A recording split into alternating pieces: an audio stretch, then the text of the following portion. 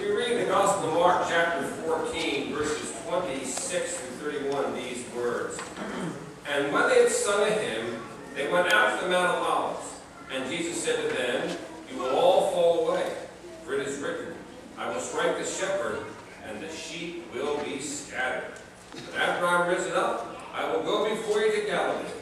Peter said to him, Even though all fall away, I will not. And Jesus said to him, Truly I say to you, this very night, before the cock crows twice, you will deny me 3 times. But he said vehemently, If I must die with you, I will not deny you. And they all said the same thing. Have you ever said something, or I'll never do this, and you did the exact opposite?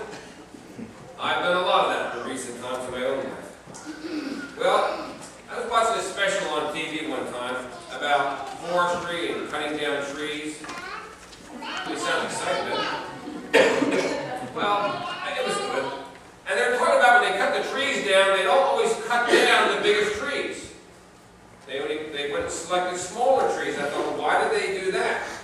Because they wanted to explain that the large trees, sometimes the insides are kind of rotted and hollow, and they're the kind of raccoons live in, and other creatures will live there. Have you ever noticed when you have a hurricane, some of the biggest, mightiest trees, down they go? We were just talking on the way up. We've always lived on a busy street. All my life I've lived on a busy street. My dad had a business. We had an apartment on the end. We were on a major state highway. We moved again. We relocated the store. Again, we were on another major state highway. And then we lived on busy streets, major places where it's always noisy until now. We live on a street where the last house is a dead end. People said, you hear the train go by? It's right next to the property. No, when you used to go highway and diesel trucks all night, believe to me, a train in the daytime only is no big deal.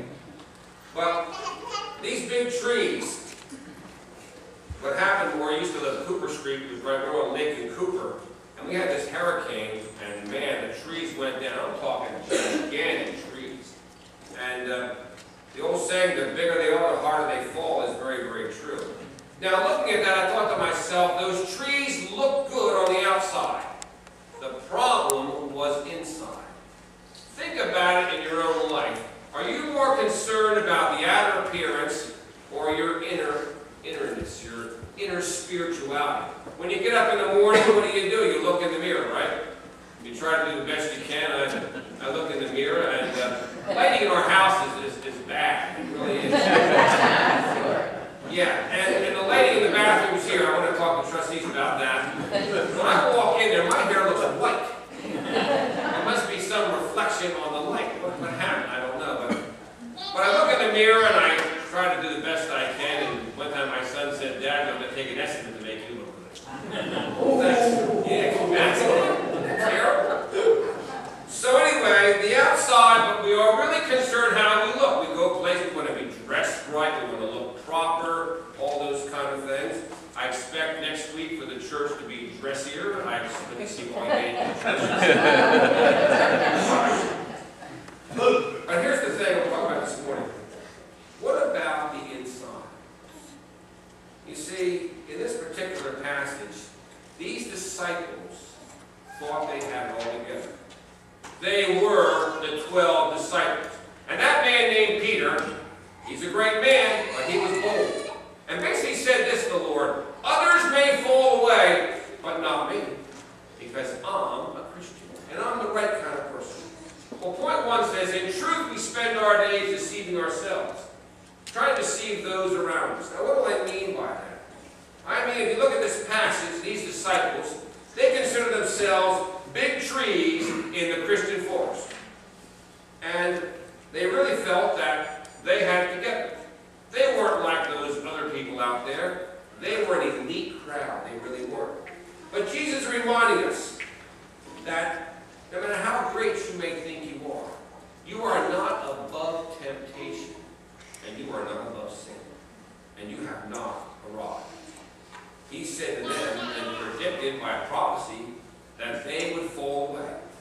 And this verse tells us today, don't get too comfortable in your Christian walk. because I've experienced that myself. You think you kind of got it together. One thing when you're in ministry, you figure you got to be a leg up on a few people. You got to figure, I mean, I'm a little more spiritual than a lot of people. But about the time you think you've arrived, I tell people, read your Bible, pray. Well, you should do those things, but you get a little bit lax. Have you ever been lax spiritually? I don't read the Bible a lot. I pray more than the average person. You compare yourself to other people and say, well, I'm a little better than they are. That's not what it's about. I think those 12 disciples, and I can understand this, probably thought they were a little better spiritually than others. I mean, let's face it, when you're one of Jesus' 12 and you're walking with the Lord, it's easy to say, I pretty much got it together. But be careful. You have not arrived in your Christian walk. And so what happens in this story is simply this. They were told in the 27th verse that they would forsake him when? Before the night was over. But if you were to ask Peter and those disciples, what do you think? Will that happen? Never happened to me. Never. I will never forsake you, Lord. You can count on me. A dangerous place to be spiritually is when you say, I would never do that. I would never think of doing that. And as far as temptation, I'm far too strong of a man or a woman to do such things as that.